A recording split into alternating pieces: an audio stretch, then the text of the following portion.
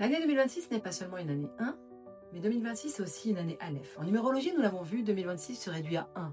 En Kabbalah et en Gematria, le 1 correspond à la lettre hébraïque Aleph. Et là, on change complètement de dimension, parce que Aleph n'est pas un chiffre comme les autres. C'est la première lettre, mais aussi la plus mystérieuse. Il existe des livres entiers consacrés uniquement à cette lettre. Comprendre le Aleph, c'est comprendre la base même de la création. Aleph, c'est le silence avant le verbe. La première chose à savoir, c'est que Aleph est une lettre silencieuse. Elle ne se prononce pas seule, sans voyelle. Elle ne fait aucun son. Elle est présente, mais invisible. C'est fondamental. Aleph représente le potentiel pur, l'énergie pure avant la forme, le point zéro avant toute manifestation, le silence avant la parole. En 2026, l'énergie collective n'est donc pas dans le bruit, mais dans l'intention. Ce que tu nourris intérieurement cette année-là est beaucoup plus important que ce que tu montres. Visuellement, la lettre Aleph est composée de 3 éléments. Un Yod en haut, un Yud en bas et une lèvre Vav inclinée qui relie les 2 Yud. Ce qui signifie le monde d'en haut, le monde d'en bas et le lien entre les deux. Aleph, c'est le pont entre le ciel et la terre, entre les mondes supérieurs et les mondes inférieurs. Aleph contient le tétragramme divin Yud-He Vav-He. C'est là que la symbolique devient immense. Dans la structure de Aleph, on retrouve les 4 lettres du nom divin, Yud-He Vav-He, de manière cachée. Aleph contient donc la présence divine non révélée. L'unité avant la séparation, le tout avant la multiplicité. 2026 est une année où le divin, l'univers, la source, l'énergie pure, le tout, appelle-le comme tu veux, agit en arrière-plan, sans forcément faire de bruit. C'est une année fondatrice. En Gematria, Aleph, c'est 1. Mais attention, ce 1 n'est pas l'ego. Ce n'est pas moi contre les autres. Aleph, c'est le 1 qui contient le tout. C'est l'unité qui précède le 2, la séparation. Le 3, la relation. Le 4, la structure.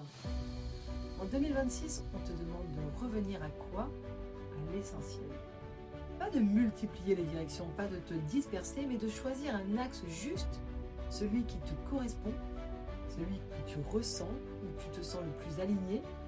C'est d'ailleurs pour cela qu'il est important de canaliser tes ressentis. Pour apprendre à te connaître toi-même. Connais-toi toi-même est une des phrases les plus simples et les plus puissantes. Parce qu'elle est simple, on ne la considère pas assez, alors que la réponse est dans la simplicité.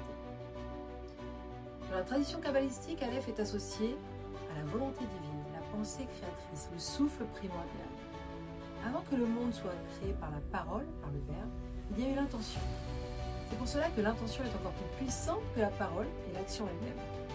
Elle est l'antécédent de la parole et l'antécédent du verbe. 2026 est exactement dans cette vibration-là. Ce n'est pas encore l'année où tout se matérialise, c'est l'année où on décide, où tu décides de ce que tu vas appeler à l'existence.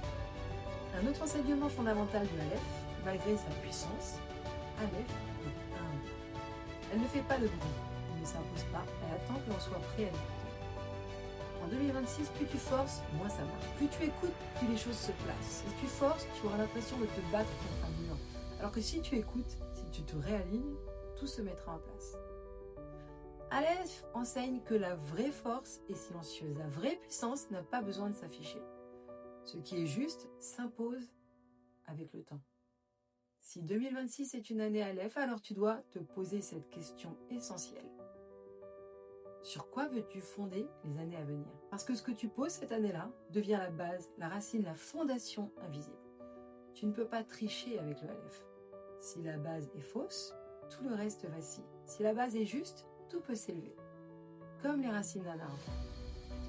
Comment travailler consciemment avec l'énergie d'Aleph en 2026? Voici quelques clés simples. Ne te précipite pas inutilement. Clarifie ton intention avant l'action. Sois attentif à ce qui se passe à l'intérieur. Coupe les distractions inutiles et reviens à l'essentiel. Aleph ne te demande pas d'en faire plus, ni de te battre, ni de te courir, ni de mettre ton énergie à courir après des choses extérieures. Elle te demande d'être aligné. En résumé, 2026 est une année 1 en numérologie, une année Aleph en Kabbalah, une année de fondation et pas de finition, une année où le divin agit dans l'invisible. Ce que tu choisis en conscience cette année-là devient ta structure de ton avenir. Aleph n'est pas une promesse immédiate, c'est une semence sacrée. Une fois qu'elle est posée, tout peut commencer. Alors si tu veux connaître l'addition de ton Aleph et ton année personnelle, et voir quelle énergie cela va te donner et quel chemin pour cette année 2026. Clique sur le lien ci-dessous, je t'écris un PDF avec toutes les explications.